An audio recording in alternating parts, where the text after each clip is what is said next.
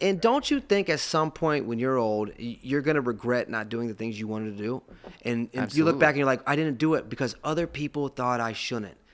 That's the most awful feeling, I would imagine. So I would never do that. Boxing, people tell me not to do it. You know, people told me no, don't do it.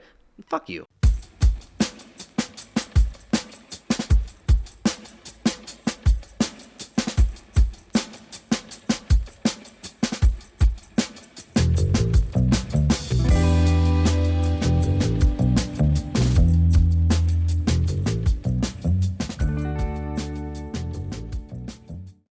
Corey B, thank you for coming to the Den. I'm very excited to be here. No, heck yeah, man. But seriously, no, man, thank you. No, I was saying, it's you almost have a sold out show. This is your first time here. First time here. First time in Chicago. I used to live in Chicago, but the first time doing comedy in Chicago. Yeah.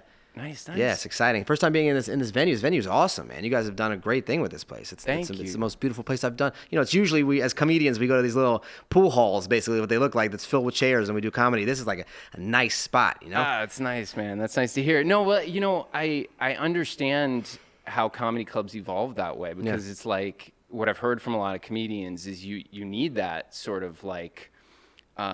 That dark, low ceiling. Absolutely, 100%. You want the energy is great because the closer the people are to each other and someone's laughing, they're gonna laugh too. Like, you know what I mean? It's just it's all about comedy's all about energy. Like if you get those crowds that have no energy, and sometimes you're telling jokes that always kill, but you got that one down crowd, it's like it sucks, you know. So it's those small rooms help.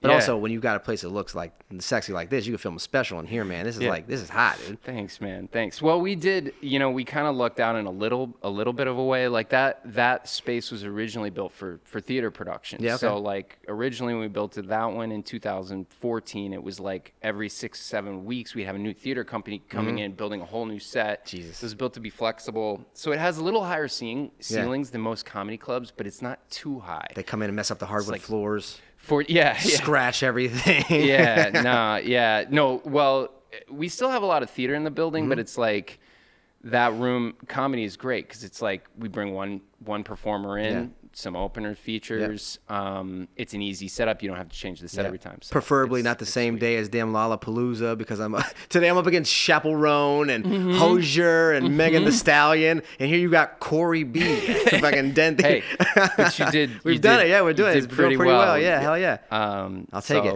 Awesome, man. Well, let's get into you a little bit. I know we don't have a lot of time. We got a show to do in like 45 minutes. I talk fast. Exactly. But yeah, you've had a pretty impressive career as a content creator. Yeah, very. Stand-up comedian.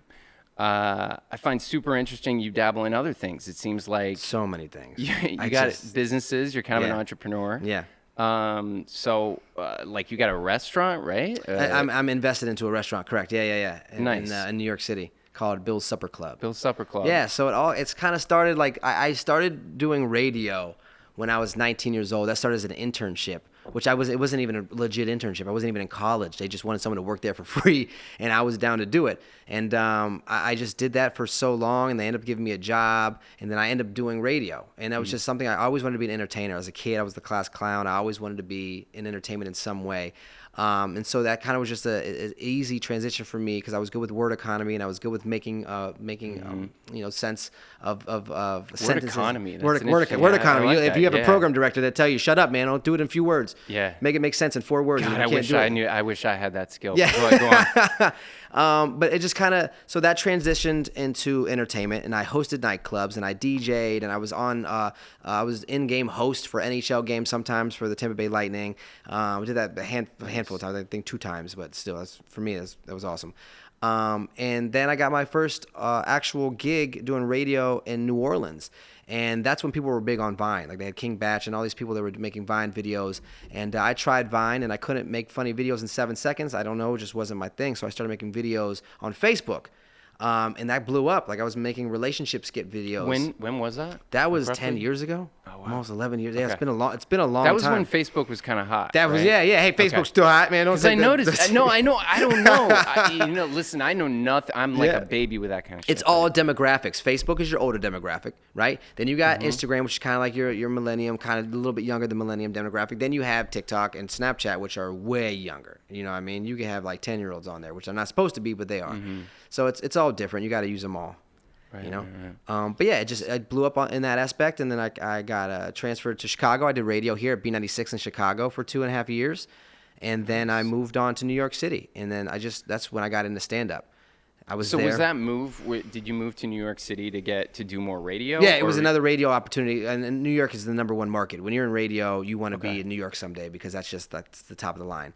And I got that job opportunity, and it was with the same company. And my PD, my program director here in Chicago, was like, "You have to take it. This is huge." So I did, and like I said, that's when I got into comedy because it was just so easy to find open mics around New York City. Everywhere you go is open mics, and I was like, you know what, I really wanted to do this. I signed up to do classes at Second City, but then I had my son, and it was just I never had time to do it. Oh, yeah. So yeah, that and having my kid is what brought me into like trying to make smart decisions with investments and all these other fields of. Had you already taken off as a content creator at that point? Yes. When Yeah, you yeah, had yeah. When you had your son? Yeah, it was already 3 years into like already being like having a couple million followers on Facebook and and whatnot. Yeah. So how does that work? Like financially, was that supporting you? Or like, are you able to be, or with stand up and with content creation and like having a kid? Initially, and, like that's got to be hard. Initially, radio was how I made money. Radio and gotcha. MCing Yeah, nightclubs. yeah. That's how I made money. Okay. Then when I lived in Chicago, Facebook started rolling out ads and videos like YouTube does, and they start paying per view, per ad view, and it became really lucrative. And I was making more money doing that than I was radio. But I did both because I was able to do both, so I kind of had two sources of income. Then I moved to New York, and I still did radio and I still did videos, but the videos were like making threefold of what the radio station was paying, which was nuts. You know what I mean? And my boss would always come up to me, you don't need a raise. You're making more money on Facebook. I'm like, that doesn't mean you can't give a raise when it's due, you know? Right. But finally, COVID happened. They flipped the station, and I just focused all my energy on social media. And it just blew, like it's very lucrative. I make more money doing that than I ever would doing radio. It's wild. Was that TikTok or was that Instagram that you started to go into? Facebook. First? No, after Facebook. After Like, what Facebook was the first TikTok and kinda, Instagram. like- Yeah, TikTok, that was very easy for some reason. I don't know. I guess during the pandemic, people were all on TikTok. It was like newer, you know. It was used to be Musical.ly. Then they switched, so everyone started using it. And I blew up on there, but I didn't really make a lot of money there. All my money came from Facebook.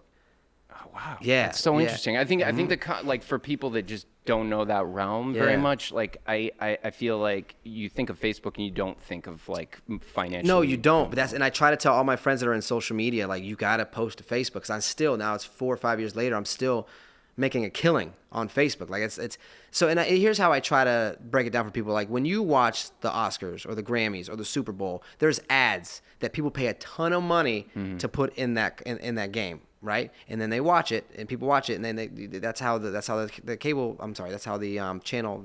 Sure, it makes money. Jesus Christ, it's been a long day. I've had to drive from some coffee, man. This is Batavia, like jet Illinois. fuel. Was, you know what I mean? It was a hoot. I'd love to hear about that. By the way, that venue. Okay, yeah, great venue. Yeah, but I mean, it's obviously pretty new, it's no den. relatively, But no, it's great. Yeah, it's a great little spot, better than the places that we've been to everywhere else. But yeah, so I make money by basically commercials in my videos, and I've got millions of views on a video. I get paid for that. Absolutely. You No, know? it makes sense. Yeah. I mean, it's just So- you get the eyes on it, and Correct. then you've got power. Yeah, And- if you got and so- Nabisco ad in your video, like, you're getting paid. Like, it's just how it is. Yeah.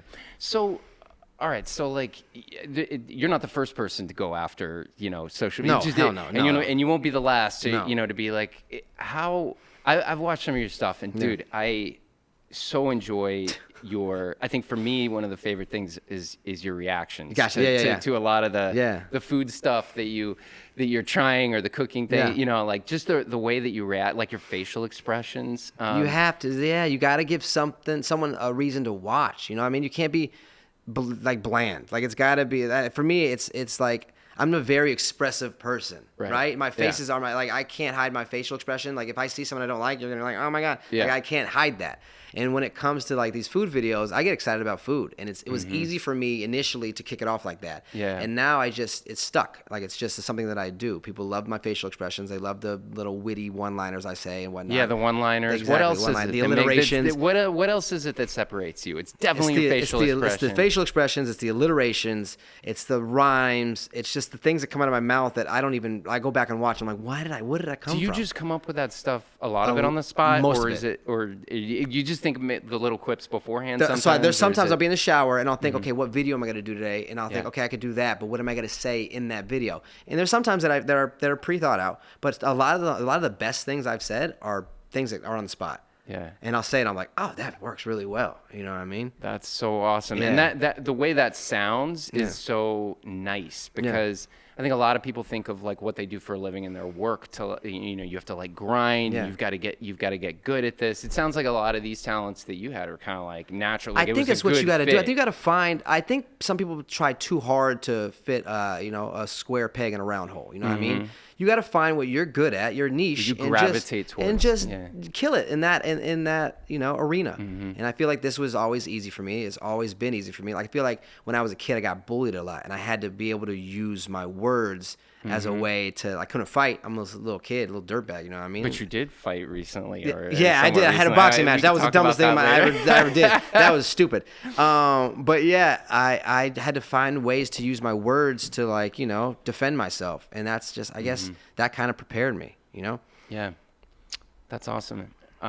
It's just not easy achieving what you've achieved with that many subs, and I love to hear about like a little bit behind, how that came to be, About amassing those followers. Yeah, Okay. about like why is that something that so many people want to watch, and like what got you there, Yeah, so it started with my fiance one day.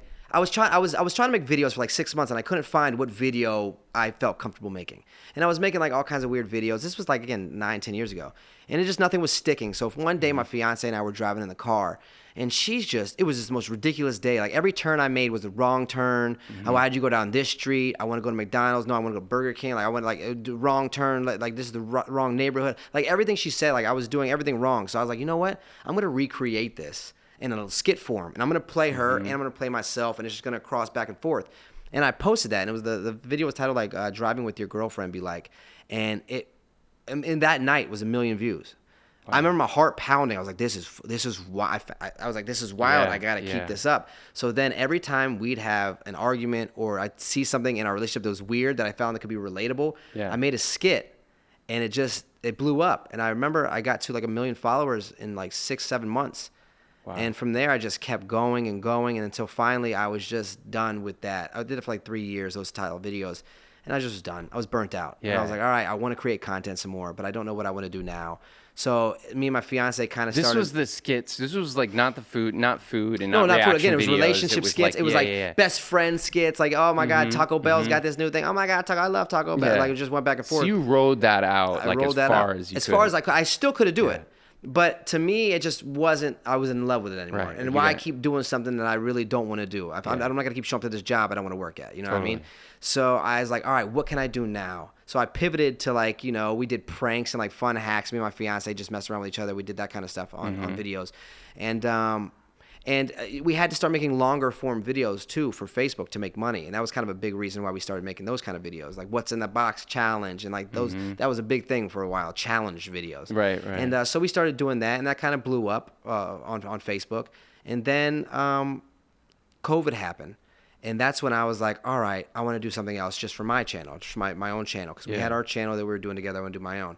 And that's when I reacted to one video that I thought was ridiculous from this channel called like 5 Minute Crafts. I reacted to it, and then I did the video. It was basically like a girl, she took ragu, and she poured the ragu on a rug, right? And then she took a bottle of beer, and she poured that on the rug and cleaned it up, and it was gone. right? So I was like, no way. And then I tried it. I reacted to it. I tried it. It didn't work. My fiance was like, oh my God. Drama ensued. Totally. Everyone loved it. So I was known as the ruin the rug guy. And so went from that. Then it went from like, okay, this guy's making chicken by boiling Pepsi. And like he's cooking it. I'm trying that. I tried it. It was delicious. Everyone was like, oh my God. Yeah. So then it just went that. And now for like past 4 years, I've been doing food videos, like food content, just because it's just been something I'm into, everyone else is into. Yeah. It's very shareable, relatable content, and I'm able to make it goofy. So relatable, so enjoyable. Yeah. Like it's to all, it's watch lighthearted, and, it's like, fun. yeah. It's not, you know what I mean? There's nothing. And can be informative. Yeah, Like hell there's yeah. seriously some things I was like, oh man, I would love to try that. Yeah, you know? hell yeah. And it's not like I don't go out in the public and I mess with people, or I don't have to prank people in public and whatnot. Like there's a lot of creators that do that. Right. And it's just like, I feel like it's a positive thing. I'm not doing anything negative. And yeah, if you don't like it, you don't like it, and that's fine with me. Plenty of people do. Yeah, that's awesome, man. Yeah. Yeah, it seems like you really like somehow, and this is difficult for most people, like have a skill, like a large skill towards something. It sounds like you got it from school or whatever, like as a class clown, like you sharpened those skills, and then you found a way just naturally to incorporate it in your life by doing skits. Yeah. It was seamless. It was very seamless. Yeah. I think the fact that I did sales, I was a gym. I just sold gym memberships. I sold Metro PCS phones at one point, and then I transitioned into radio. And radio kind of tailored me down to like using the right, like being concise. And you have to be witty in 7 seconds. You know what I mean? You got to say something that's meaningful in 7 seconds. And then being on stage at nightclubs and hosting nightclubs on Bourbon Street. I think it all kind of like kind of melded. Exactly. You played your hand well. It was a training. It was like exactly. Yeah. That's awesome. So okay, so now you got millions of eyes on you on a regular basis. I'm just coming from someone who doesn't, like most of us, don't ever experience that. What's that like? Julia, who you met earlier, our talent buyer here at the Den, she was telling me how she was doing some research on you, and like she was reading this Reddit thing, and people were just having a conversation about like your personal life. They're like, oh no, like Corey is this or that, or like his wife, something about like your relationship. Yeah. I think was it the one where that like some other channel is trying to be like us or something like that? Was that? There's a couple out there, but yeah, I mean, so we're out there. Okay, I have a WikiFeet page, dude. I have a WikiFeet. Do you know how crazy that is? There's a forum that where gay guys will go on and they'll talk about trying to find more photos of me, and I'm like, that's kind of wild. It's kind of at the same time I'm like, hell yeah, man, that's feet? Cool. No, that's one. That's a whole separate forum. There's a forum which is someone takes screenshots of whenever my feet have been out. Right? And I got ugly ass feet. I got bear claw feet, dude. That's so funny. I got eagle talon feet. My feet are ugly. And so there's that. And then there was another forum I saw that someone sent to me. That it was a forum of like guys that saw a picture of me eating a McFlurry in between hash browns, and my shirt was off. Yeah. And it was dripping, and they were like, I wish something else was there. And I was like, that's wild. And in the photos that they were like talking about, like, oh, he's so cute, they weren't even flattering. So like I almost wanted to post a photo that was a better photo, but I didn't. I wanted to. I was like, this is way better. But it's like at the same time, it's like weird. Yeah, that was more along the lines of my question. Is like, what is that? Is that something mentally you have to kind of overcome and be like, these people that kind of feel like they know me and know my life, you don't know them at all. Yeah. And they're having conversations about it, or is it not? Is it not? I mean, maybe every no, because that's what you throw yourself into when it comes to this. When you're a public figure, you've got no choice but to accept the fact that people are going to talk about you, whether they like you or not. They have every right to. That's just their right. You know what I mean? You put yourself out there. You can't be mad at them for it. But at the same time, like I really don't think about it. Like when I get noticed out, like it's not like I walk around knowing, oh, people are gonna recognize me. I don't walk around thinking that. Yeah. I just walk around like a normal person living his life, and then people recognize me. I say hi, take a picture, and I keep moving. It's not like what I mean. I'm not Brad Pitt. It's just it's not that crazy. Yeah. But it still is. You've got to watch out. Like I've got a kid, so there's things I have to look out for. Yeah, well, that's also like what I was talking about too, because like someone like Brad Pitt, right? His life, like it's not like he's shooting movies in his apartment. Yeah. It's more like people get closer to you, your life, that's kind of like your camera's in your kitchen. Yeah, I mean, I guess they feel like they know me, and that's a cool thing, and that's why I started doing stand up a while ago, is because I want I wanted to do comedy in front of my fans so they get a better glimpse into my life that's not just food videos. You know what I mean? Because I talk in my comedy, I talk about my son being a parent, my fiance, like things that happened to me throughout the week, or it's you have a more inside look of my life when it comes to this, and it's kind of like it's cool for people to see, and they really appreciate it. I think so people far. love seeing that. Yeah, they do. They've appreciated it so far, which has been really, really good. How has it been working with your partner for so long? And like, do you guys have to create any kind of like rules or like how does work not? We see this always... lady named Sylvia. She's a therapist. We have to see her once a week. We both discussed it. If we didn't have her, we wouldn't. This would be not a thing probably, because we come from different backgrounds, different families. We both come from broken homes, but like her childhood was way different from my childhood. My upbringing, my parents were very critical of me. Hers were the exact opposite. So when it comes to parenting, we weren't on the same page at all. And that's something you should probably figure out before you have a child with someone, before you mate with somebody. Totally. But no, we got ourselves a therapist, and we've now it's made it so like we know each other better, and we know like what triggers the other person to be upset. And sometimes do we pull those chains? Yeah, but we we don't always know that we're doing it. But working together too, it becomes hard because like there's days you have off days. You know what I mean? There's days where you're not getting along, and you've got to pretend like you are, and then you can see it in the video that you're really not. So like, do we post this video or not? But we enjoy it. We're together. I feel like we're such a close family. We always know what's going on in each other's lives. We're always next to each other, and when I'm here, it's our time to have a break. Yeah, like when I go out of town, you're like touring. And exactly, stuff. and sometimes they come with me. And how is your son like with you being, you guys working out of your home and like, he hates being when we get recognized. He hates it. Hates that. It's the worst thing for him. He's like, no, my dad's not famous. Leave him. No, he doesn't like that attention. He'll never get into a photo, and I don't make him. I'm not gonna force my kid to get in a photo with a stranger. I remember not getting into photos when I was a kid. I think a lot of kids do that. He doesn't want to do it. Dad, stop! I don't want to be. I mean, it's weird for him to like have like you're out getting ice cream, and someone comes up to your dad. So it's like totally. So we have to tell him, that's just how it is right now. It's normal, but we don't talk to strangers unless we say it's okay. That's a whole other aspect to it. Right. But yeah, man, working with my fiance is great.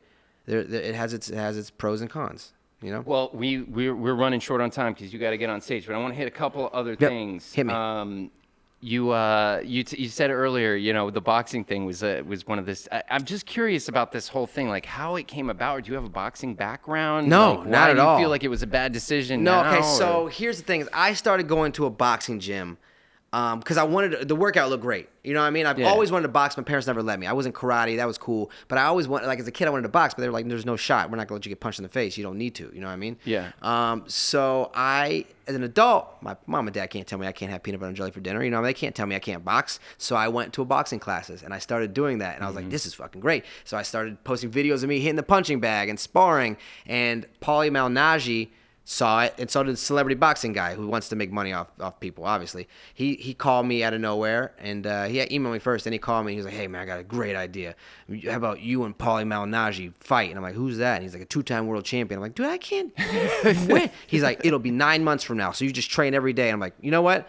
I'm telling myself right now I can. I saw this guy's videos. He's older now. He can't. He wasn't knocking people out. So at that point in time, I wasn't worried. I also thought I was like 60 pounds more than this guy, right? Because when he used to fight, he fought at like 130 pounds.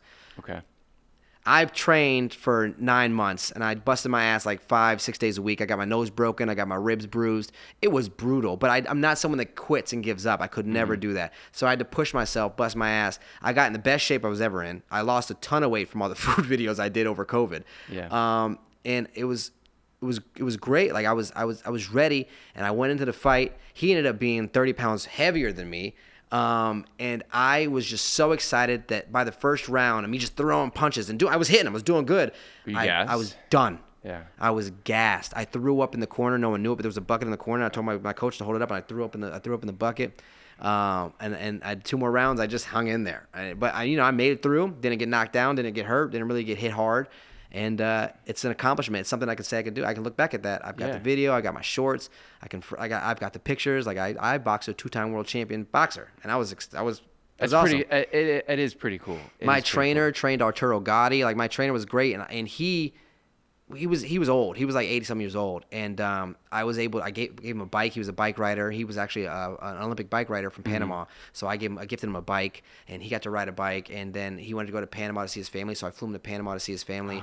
And then I would say probably about 6 months ago he passed away. But like I felt good because at the end of his life, he got it. Like he was able to train. He was able to do another fight. He was able to go see his family, bike ride. These positive things. So I felt good about it. I it. was like, you know what? Like he really had a good ending to his life. He was, Well, I feel like that whole subject is like interesting right now because there's the whole Tyson and Jake Paul kind of thing. I feel like it is a thing that I've heard a few people say that professionals should just stick to professionals and celebrities shouldn't try. But I personally I feel like why not? I think a professional was a regular person at some point. Why does it matter what you were before? Like you why can't you be a professional if you practice? Oh, if yeah, you put yeah, your yeah. 10,000, Absolutely. you know what I mean? That's what like sure, other people are like sure. he can't do it. He's a content creator. Well, he's got the money to be able to train every day. He's putting his 10,000 hours in. Let him. You can see he's beating people that do this for a living.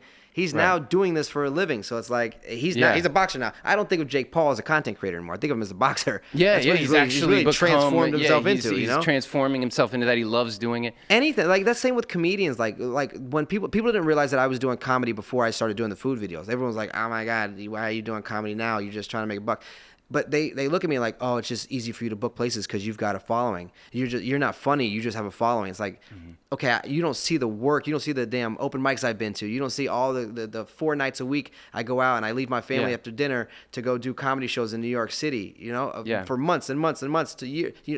They don't see the work you put in. They just see that you're doing it and they don't think it's fair. And that's the backlash I've gotten through a lot of comedians. I feel like as long as I think everyone should. Talking about playing the hand you're dealt, you should use what you have. Why not? Right? You've been dealt a certain hand. It's like me. I mean, look, I probably wouldn't be able to sit down with you just beginning a podcast, right, out of nowhere if I didn't own a comedy club. Correct. Yep. So is that it sucks for people starting a podcast that don't have that leg up, but it's like, why not use it if I've got it, right? Why would you not? That's the dumbest thing I've ever heard in my life. Who cares how you got there? And this is the path that brought me here. Why are you mad at me for being successful? Instead of being mad, like people get mad at me and they're like, I can't believe he's doing this show and selling these clubs. He shouldn't be. Instead of thinking like that, why don't you try to come to me for questions and maybe ask me for help about social media? That way you could do the same thing. Why burn bridges? When we could work together to help each other. And that's what doesn't make any sense to me. I'll never be mad at someone's success. Like Jake Paul, me neither. I don't look at him and be like, oh, God, damn, I can't believe he's a hack. You know what I mean? I'd be like, no, good for him. He's working hard. Yeah, if he becomes good at what he's doing, and he's put, like you said, the effort. Effort is like everything, practice, right? It's like, because even if you're not good, it's like even if like this, maybe I'm not ever going to become a good interviewer, right? You're fine. But the setup's good. The conversation's good. Man. Everything's good. You're good. But I'm not looking. It's just sort of like it's the endeavor, right? Yeah. That's you try things, and if you put the effort in, and you're gonna have to back it up at some point, right? It's got to be good. And right? don't you think at some point when you're old, you're gonna regret not doing the things you wanted to do, and you look back and you're like, I didn't do it because other people thought I shouldn't. That's the most awful feeling I would imagine. So I would never do that. Boxing, people tell me not to do it. People told me no, don't do it. Fuck you. I'm gonna do it. You know what I mean? No, I even think even if there's some painful things, because I'm sure there were some painful things that came out of that. Yeah, broken nose, ribs. Even arthritis. Carpal tunnel. But even more than that, things that like people were mad at you or whatever for something. Like why? Like I'm sure you still at the end are gonna be happy that you did that. I'm ecstatic, dude. That's another thing I can look back on and be like, wow, that's something I did in my life. You know what I mean? That's something that I can say that I never, I didn't try. I tried. All right, so here's the thing. I got these chocolates because I love this brand. They're not gonna give me an erection, are they? Vogue. Okay. No, you got weird. No, you got weird stuff out here. No, they got boner chocolate now. Vogue. You heard it? Yeah, my guy in the back knows. He's Do they really? You had it on accident? Yes. Yeah. Oh, shit. Yeah. Cute. What? Yeah, they got boner chocolate. You gotta watch out, man. And honey too. They sell little honey from the convenience stores, and you put it in your tea, and you'll walk around like the old guy from Road Trip, and you're not. You know what I mean? Hold on. There's boner chocolate. You accidentally ate boner chocolate? Yeah, that's kind of thing. Oh, Jesus, Hell man, yeah, that's dude. awesome. Well, Women can't. Never mind. Okay. Never mind. I'm not gonna touch well, that. here's the thing. This is not. This is nothing. I won't go there. This has nothing to do with that. Vosges, but not that that's bad or anything. Hey, Yeah. more power to them. But the Vosges is a chocolate brand that I love. I've never tried these kinds, but they come up with it's chocolate with some like crazy stuff in it, manchego and cherry. Where are they from? Are they from here? I don't know where the. I know you guys think got that so. chocolate factory. I like I said, I lived here for every time I lived, I lived in the Loop, and I would wake up and walk outside, and I smelled a chocolate factory going. Where are they? Where are they from? I'm not sure. It's but woman they're funded. one of There my you go. favorite. But here's what I was thinking. I would love. I was wondering if you could at some point. It doesn't have to be now because we got to go soon for sure. I guess we have a few minutes. But I was like, reaction. I was wondering if you could give me some tips on Okay. like All right, all right. how do I do that? All right. So I got the cheddar and apple one. Okay, Do you hold on. want to try Ready, the ready, same? so what- Should we ready, try the ready? same one or Manchego and cherry. Is this something I want to eat or something I want to bury? You know what I mean? You know, that's what. That's fucking it right awesome, there. Yeah. All right. The cheese. I got cheese. What you want? You have that one? You want this is come on, man. This is goddamn cheese. I'm gonna and try. I'll try cherry some chocolate. of that too, some cherry. But I got other ones which you can take. But maybe will you just tell? All No, right, we'll so, do one more. We'll do two. We'll do one this one, and then you pick another one. boom. Man, this is chocolate with cheese. chocolate with cheese makes you want to say please, something like that. No, he didn't. That wasn't good. No, I like that. I'm just trying to. Okay. It tastes like Okay. chocolate. All right, hold on. It tastes like good ass chocolate. I don't taste no cheese in it. You'd think you would have like Fremunda cheese taste or something like that. You know what I mean? All right, but how am I supposed to react? Why How do aren't I you eating react? it yet? I 'Cause feel like. Are you I'm- pranking me? I'm gonna have a damn erection. I'm gonna have. This table's gonna reach. No, it's not. I can't reach the table. I'm joking. I know, because I'm waiting for instruction from you, man. So you look at it, smell it.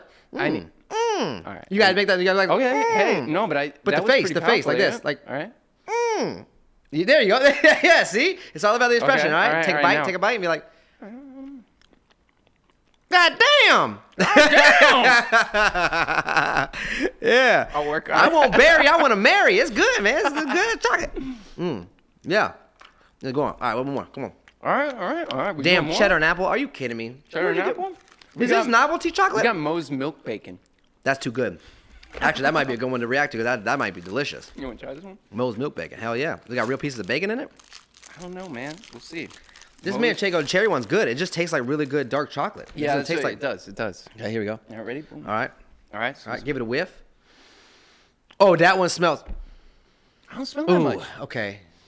It might smell Okay, funky, but it don't look chunky. maybe You know what I we mean? Open it up. All right, open it up.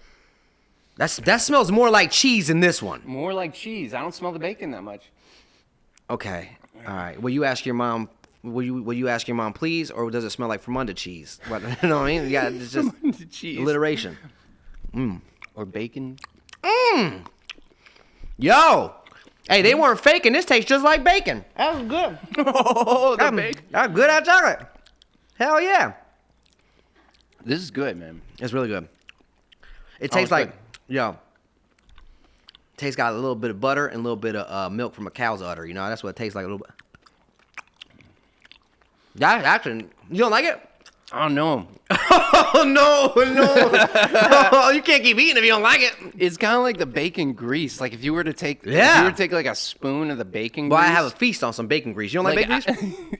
I like it, but just like it's almost kind of like pure bacon grease and like mixed with some milk. Yeah, what's wrong with that? I put bacon grease on damn popcorn. I saw that one. Yeah. I love that one, man. Is that really good? Yeah, it's delicious. I mean, you're not gonna have good arteries for a while, but yeah, you might be clogged up in two different ways. All right, should we do one more? Yeah, one more. Let's go. One more. All right, one more, and then we gotta roll. have the Because we gotta jitters. get you on stage. All right, cheddar and apple. Cheddar and apple. Oh god, damn. Cheddar and apple. Here we go. Will it be good or taste like crapple? We're about to find out. See, it's just dumb little I love it. rhymes. This one's. Oh my god, this one look how light that is.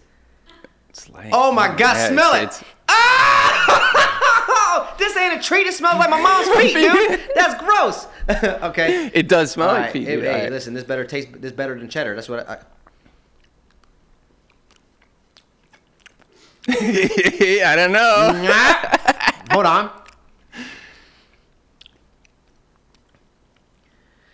Listen, this is fucking weird. I don't know about this one. This one's got an essence to it. This is like a La Croix. You ever had La Croix? Like it's not actual flavor, but it's like the essence of the flavor. Yeah, the essence. They put damn cheddar essence in this bitch. It smells like there's a little more than the essence. That's straight. No way, dude. That's Velveeta. They put a whole Velveeta blood. They put government cheese up in this chocolate. That's crazy as hell. They put EBT cheese in here. It's not horrible, but It's again, not no, you know. It's not great, man. And you know what? This is my This is one of my favorite brands, but I normally just buy get the regular chocolate, regular. Yeah, I get like these. They have these cubes, and it's usually like caramel in there and like salt on top. Yeah. So you get you get the regular. It's like that's the missionary chocolate. This is the exotic shit. This is the Pornhub weird search chocolate. That's what this is. It totally is. This is off the scale chocolate. Oh man, like that. Why are you watching that? That was fun, dude. Thank you for doing that with me. I think I failed miserably. If that was an audition, I definitely wouldn't have done well. But you showed me how to do it. You just gotta go in there with no inhibition. Inhibitions. I don't know. Yeah. You know what I mean, Totally. you just gotta go in there like have fun. Yeah. Have fun. Well, yeah, that was one thing that I heard. You have a quote. Don't take yourself too seriously. Nope. Can't. Hell no. Why? I love that, man. Why would you? That's stupid. I love that. You gotta have fun. Why? Gotta have fun. Every day. All right, man. Well, let's go do a show. Yeah. Hell yeah. All right.